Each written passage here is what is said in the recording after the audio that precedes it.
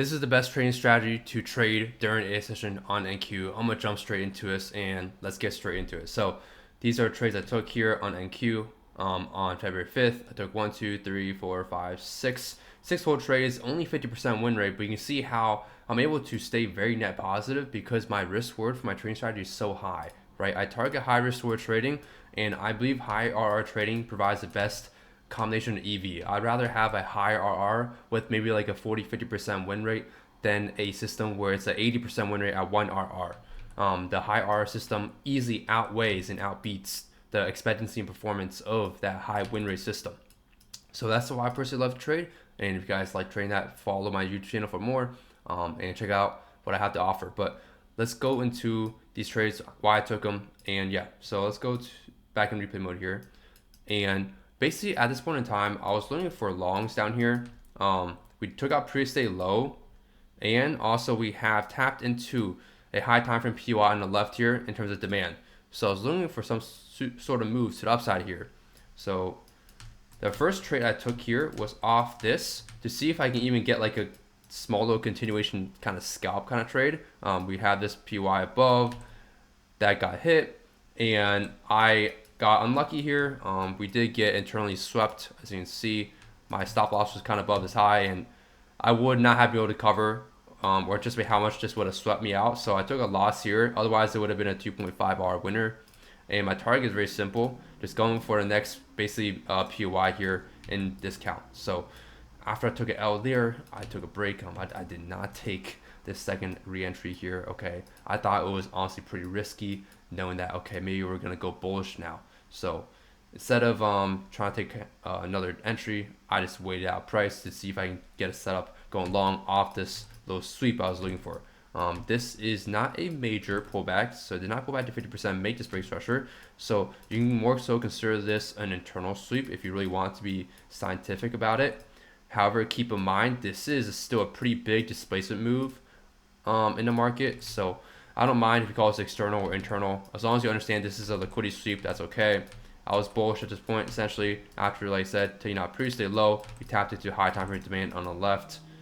And so, yeah.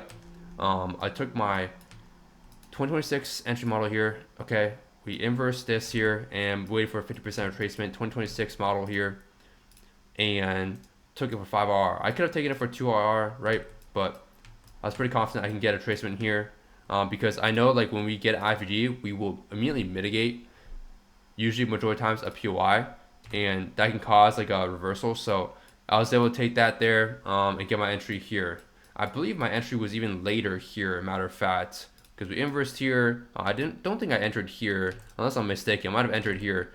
Let me see. Maybe it was something on the seconds, actually. Let's see. Maybe it might have been something on the seconds, I think. Maybe it was a 30-second OB entry model, but this was taken last week, so I don't remember exactly, but it does look like a 2026 model regardless. And my target, just the next high. Again, yes, you can target higher here. I think you even saw something on the higher time frame. Yeah, so another reason why I was also bullish here was because we have created this gap here with 3 candles, 1, 2, 3. So we have this gap, a 1 hour gap to the upside, meaning price can go out at least for this mitigation of this 1 hour supply. So that was also confidence for me to go bullish. So yeah, you could have targeted the entire gap, but like I said, I usually don't like doing that for the most part off just one trade, because we could take out this high and then come back and then go further, and if I move to break even, for example, I might get stopped out and just give away 5R. So I don't mind targeting the next high here.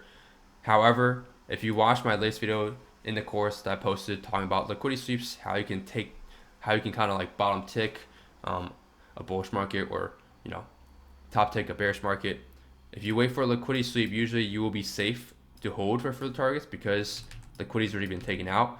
If we didn't get this sweep here and I was looking for this long, 100% I'm only targeting the next high here for the most part.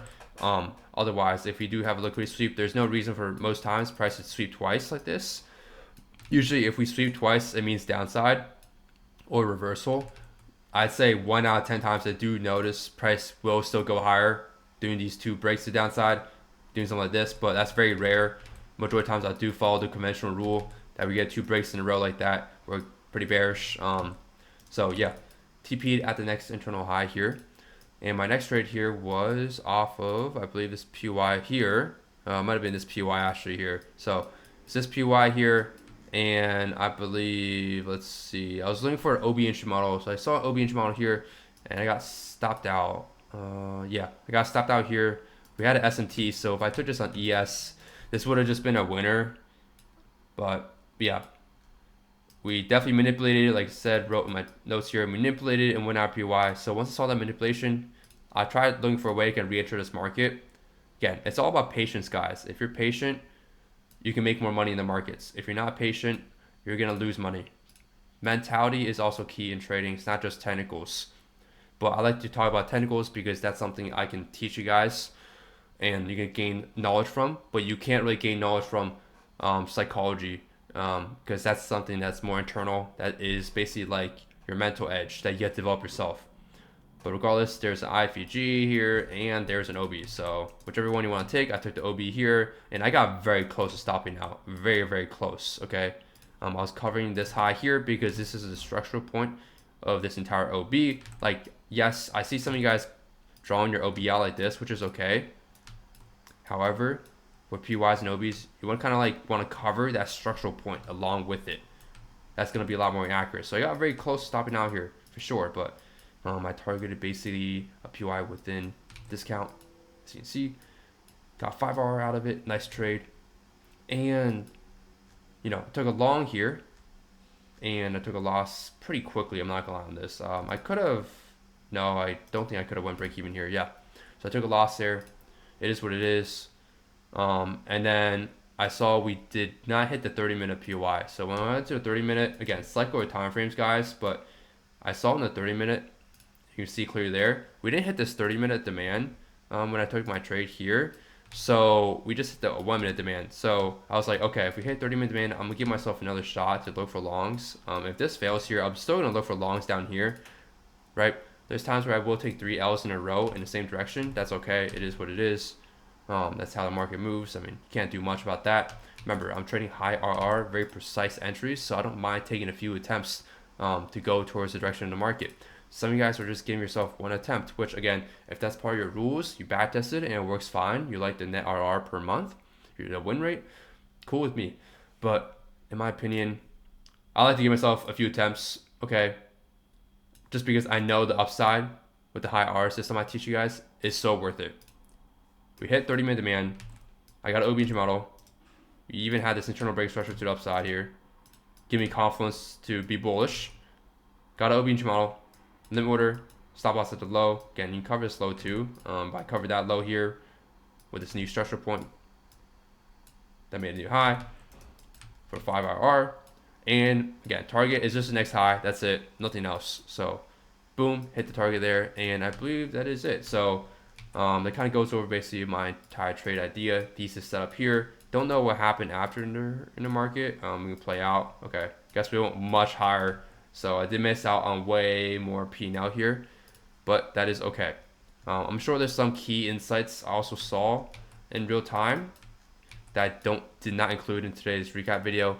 I'm recording this about like a week later, so I don't remember entirely everything of what I saw at the time, but I'm just pointing out things I've noted down here on my chart here, at least in terms of, you know, price. So yeah, hope you guys enjoyed today's video. If you guys are interested in learning more from me, click the link down below and I'll catch you guys in the next video. Peace.